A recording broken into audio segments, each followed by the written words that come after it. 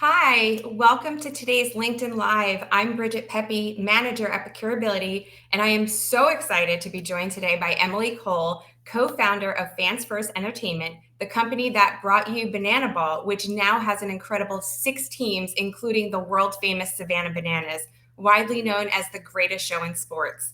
If you've seen them dance, playing kilts, or turn a rain delay into full-blown conga line, which I have, you know they've turned baseball upside down and made it work. So today we're going to explore what procurement leaders can learn from the Bananas about innovation, fan engagement, and thriving under pressure, even when the game throws you curveballs. So Emily, welcome. Thank you so much for taking time out of your very busy schedule to join us today. We're super excited. And if anybody joining has a question, you can throw it in the chat and we'll be monitoring that. So Emily, let's start with, could you just give us the 60-second version of who the Bananas are and what makes them so different? Yeah, thank you so much for having me. What an honor to be here with you guys. Great group. But yeah, who we are, gosh, in 60 seconds. So we started as a traditional baseball team. Honestly, my husband played baseball growing up, and I've been in the sports industry for a long time. And so all we knew was tried and true baseball. But we saw an opportunity. We saw that the sport was slow and boring and long for some people, not for everybody, but for some, as our attention spans are shortening in this day and age and in this society where you can have everything at your fingertips in moments. And so we looked at it as an opportunity to create something that was faster and more exciting. And so we started by looking at all the friction points in the game and turning them on their head. One of our mottos is whatever is normal, do the exact opposite. And so we just created new rules for this new sport that we now call Banana Ball. And again, started small just in Savannah, and it has fortunately grown to the point where we have over 4 million people on a wait list. And we are traveling all over the country this year, bringing this show and bringing this entertainment to people so that they don't all have to come to Savannah to see it in our small stadium. But we're now going to 45 of the 50 states this year and trying to reach as many fans as possible this next year. So just basically creating joy, having fun, lots of dance and music, but still at its core, a competitive sport. So yes, very different than your traditional grandfather's baseball game.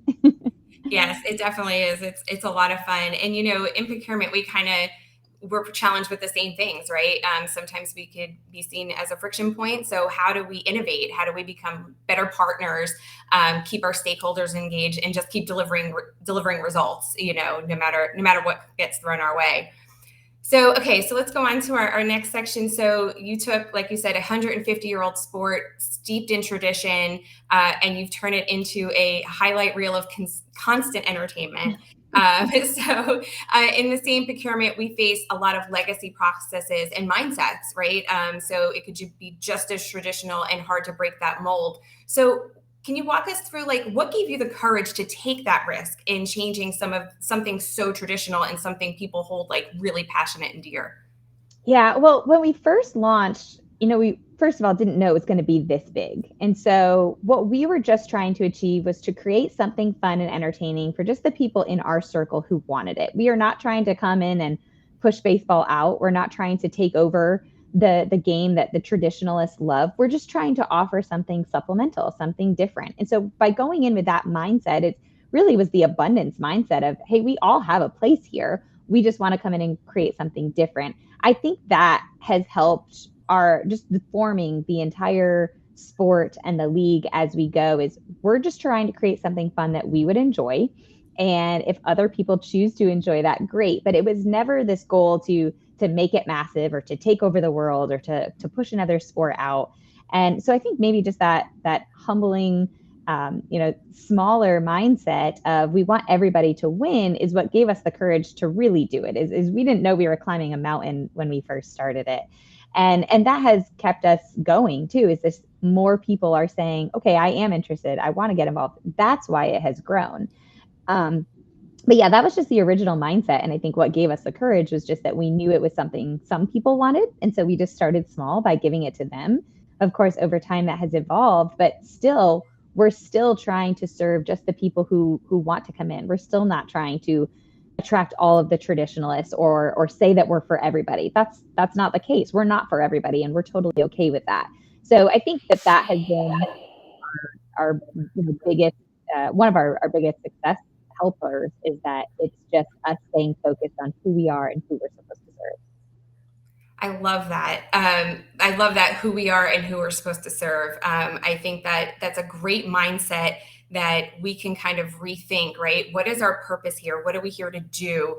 It's not just about what we think should be done and, oh, this is how it's always been done, or this is the right way to do it, in our stakeholder relationships, our RFP processes, how we engage with our suppliers, how we even measure our success is all things that we can kind of look at and just think, okay, is there a way to do this better?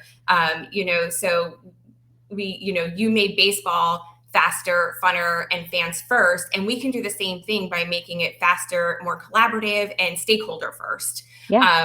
I kind of started trying to focus my mindset this a couple years ago when I read Fans First, the book by your husband.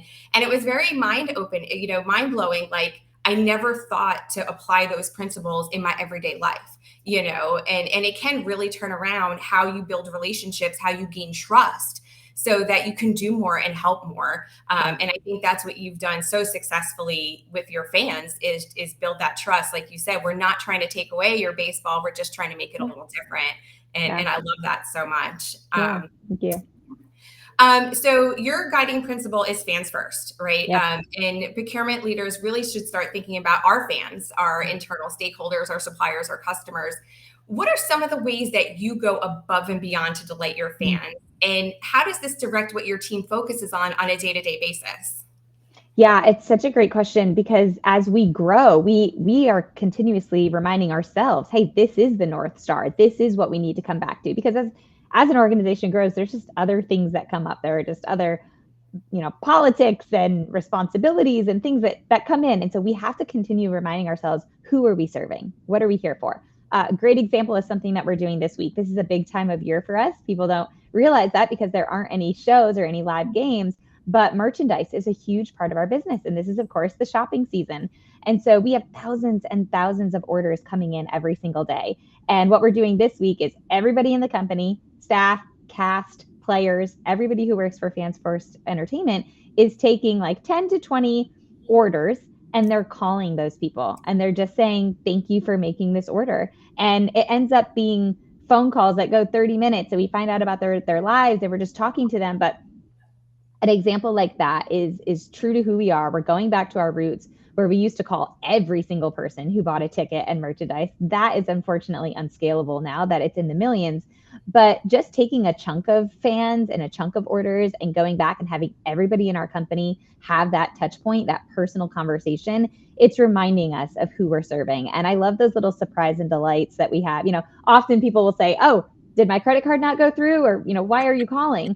But when we say it's just to say thank you, it is such a full of joy moment where they are just so surprised and so delighted by that act.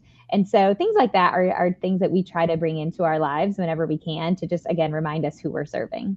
That's awesome. I love that. That's such an amazing, I could just imagine as a fan, right, placing an order and then getting a phone call from a player. That would just be incredible, right? Or just, thinking about people who put their heart and souls into this, they love you guys so much. That is such an amazing thing that you do to go above and beyond. And, I think maybe that's something in corporate America we don't always do, right? In procurement or whatever your department is take a step back and thank the people that you work with, thank them for being there and supporting you. I think it can go a really long way. In measuring your success. I was going to ask you how you measure your success, but it's very obvious, right? With millions and millions of people on a wait list to see your show, I think you've been successful. Yeah, we're very fortunate, very grateful. Yeah, absolutely. I like to think imagine if I walked into a procurement meeting, right? We're going to go over some boring analysis, but I made it high, we made it high energy. We made everybody feel a part of, we dropped our procurement jargon and really thought about what the business, how they talk and what they understand. Yeah. And I think that's the key to building that trust and then the long-term relationships that are built off that. And then we need to measure our stakeholder satisfaction, is just as important as, people think procurement, purchasing, sourcing, supply chain is all about our savings. What value can you bring? Our value is more than just cost savings, right? There's more to it. And I think that, I've heard you all talk about, right, like you don't do sponsorships, you don't do certain things because you've gained the trust of your supporters, and that's all you need. They support you, how you need. Yeah. Yeah, that's absolutely our mindset. That's who we serve. And so that's who we need to think about every day. And we don't think that our fans come to a sporting event to be sold or to see a billboard in the outfield. And so we try to put ourselves in our fans' shoes every step of the way, including, okay, I'm sitting in a seat. Would I rather see a beautiful backdrop or a bunch of signs? And so, yeah, that's how we made that decision. Yeah, that's awesome. I love that so much. So I want to pivot a little bit about like the curveballs, right? So in banana ball, in baseball, and in business, we always have surprises, weather delays, player injuries, and in our case, supply chain disruptions, budget cuts get thrown at us all the time. Can you tell us about a time or two when something went wrong, but you were able to turn it into an opportunity? Oh my gosh, which time? Well, as a company, we believe in taking tests and doing small bets all the time. So we really don't try to look at things as failures. We look at, it sounds rah, but we really do look at them as opportunities. And in our entertainment, every single night, we are testing 10 to 15 new promotions that we have never done before in front of a live audience. Obviously, most of them are not going to work, but it does lead us to a few that do work. And so, first of all, I think the lens of when something goes wrong, how do you adapt to it? We just expect a lot of things to not be great, but what are we learning from them is truly the mindset of our whole company. But there are times that something truly does break, right? A supply chain goes down, like that is truly broken. You can, no matter which way you spin it. For us, one of the big ones that comes to mind was just the whole time of COVID. Again, not something that we could control, but as an entertainment company, this is a massive disruptor to our whole business model. And it would have been very easy for us to just say, we got to sit at home or we got to close our doors or, the world is shut down. But what it caused us to do is think creatively outside of the box. And that was such a time of growth for our company. Looking back now, I'm so grateful for just the challenges and the adversity that it forced us to think a different way. We always say that constraints foster creativity. And it's so true. We would not have come up with a lot of the things that we do now if we had not been forced to during that time. So just a few examples is one of our specialty drinks that we had at the stadium is called the Slippery Banana. And we created a slippery banana drive-through during COVID. Everything was shut down. They could not come to a game, but people missed this drink. And so we somehow got this special permit and we made batches of this special drink that they would have at our games. And we set up a to-go drive-through in our parking lot, and cars would drive up, and with our gloves and mask on, we would hand them this drink. And so something like that, it was a way for us to connect with our fans when we wouldn't normally have been able to during that season. We also created a really fun music video to the song, I'm Dancing With Myself. And we had all of our fans and our players and our staff record themselves dancing to that and send it in. And then our video team mashed it up and we put out a music video during this time, just a mashup. It was very silly, but those were things that were not on our docket. They were not on our marketing calendar. Our food and beverage team was not ready to create those drinks, but it forced us into that. And so it was just a way for us to think outside of the box, go above and beyond, again, for our fans. That's who we're trying to connect with.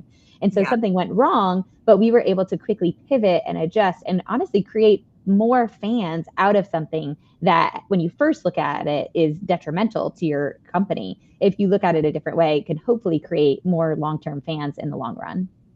Yeah, I love that. We have a question I was going to get to. Let's see. So the question was, curious which business, sports, and innovator leaders that you took inspiration from when putting together the original vision for the league. Oh, this is so good. Yeah, so as a company, we are all lifelong learners. We have a book club, so we're constantly reading. We are always sharing articles and podcasts. But I would say that Walt Disney, P.T. Barnum, Steve Jobs probably has influenced us the most from a business standpoint. We have read, Jesse especially, has read every single thing on them and their decision making.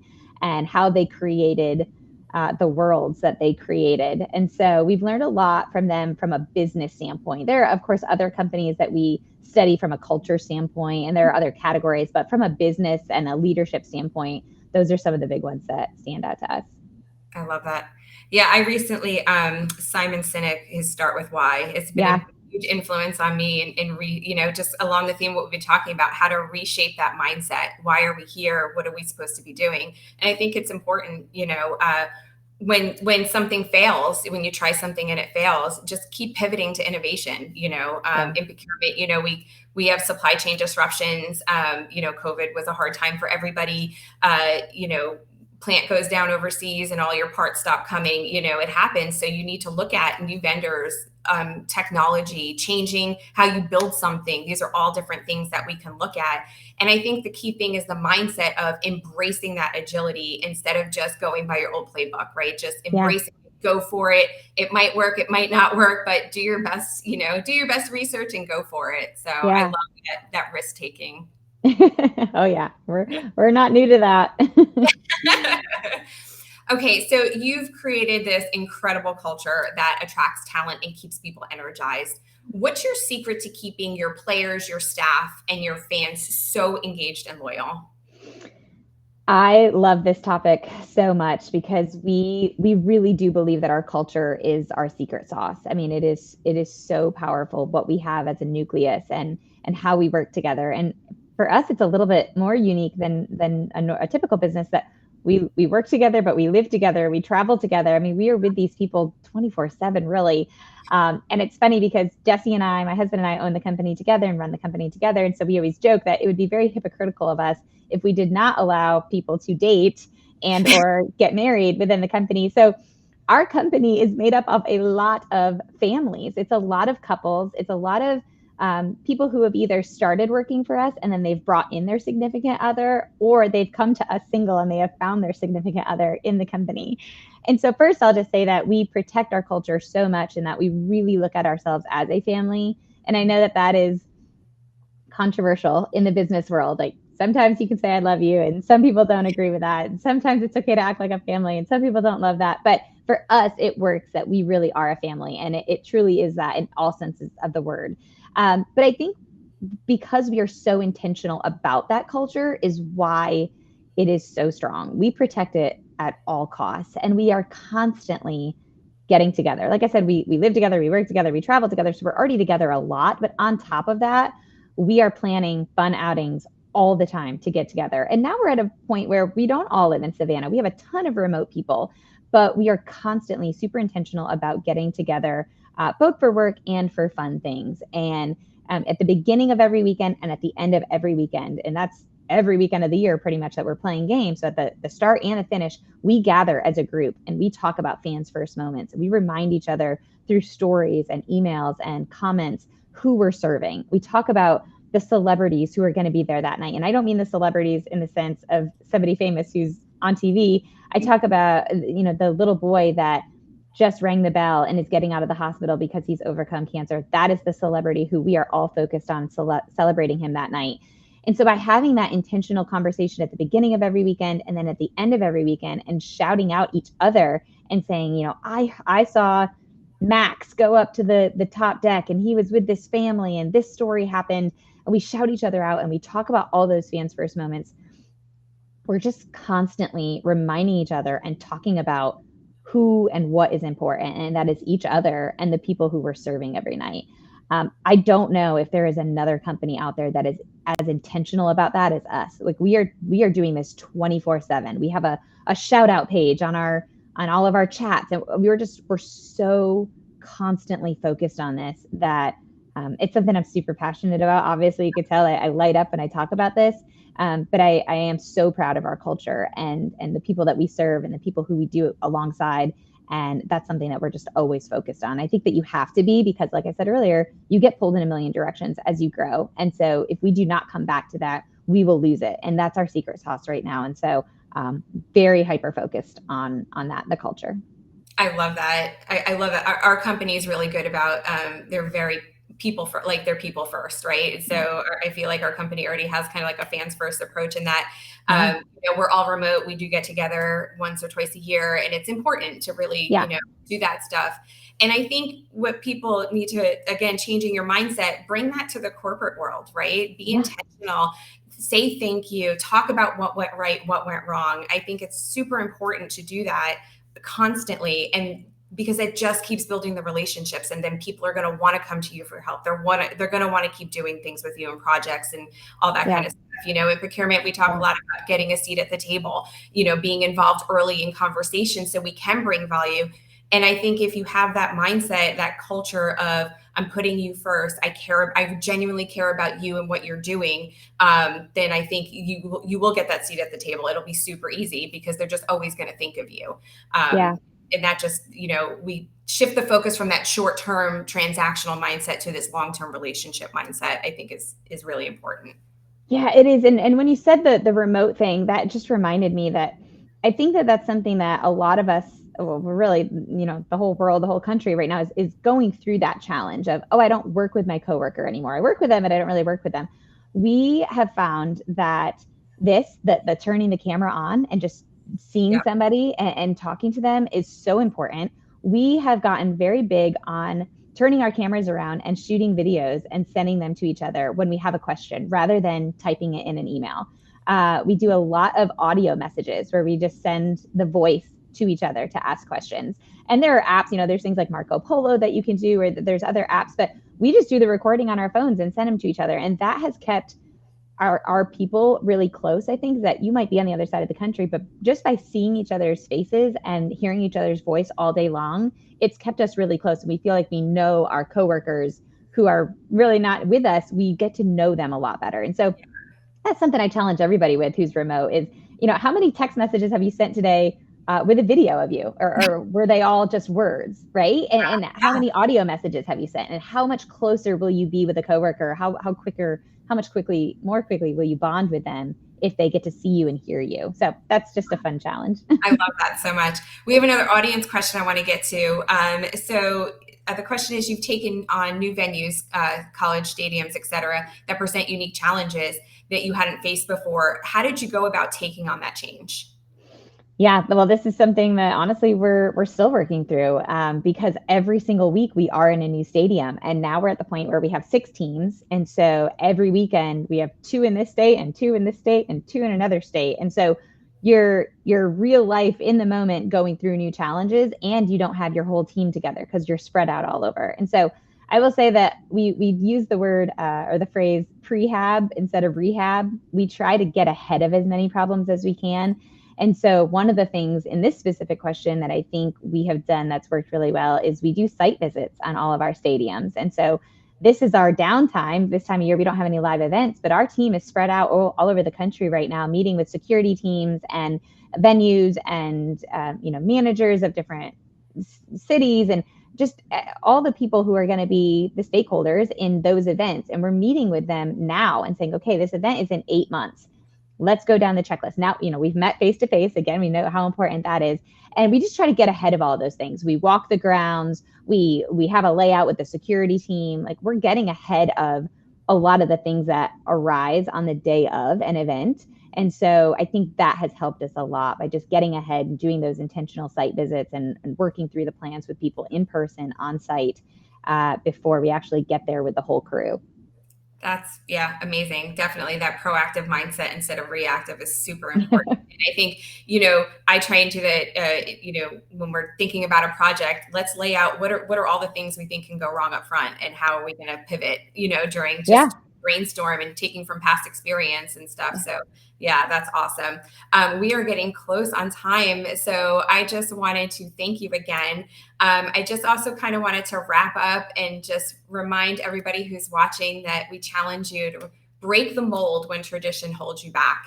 Don't be afraid to do that. Put your fans first, your suppliers, your stakeholders included, and turn those curveballs into opportunities. So thank you again, Emily. We want to encourage everybody, please check out the Savannah Bananas, and also near and dear to my heart, their charity Bananas Foster, which Emily and team has started to support the foster community. So please check them out. Check out our ProcureAbility LinkedIn and websites as well. You can subscribe to us for insights on our latest thought leadership. And we also invite you to join our next LinkedIn Live with SIG, featuring my colleague, Andrew Bosley, on Wednesday, January 7th at 12 p.m. Eastern. The title is Sustainability in Sync, Aligning Short-Term Action with Long-Term Value, which we touched on a little bit today. And just remember, whether you're running a baseball team or a procurement function, it's all about making the game worth playing. Emily, thank you again so much for your time. Oh, thank you guys.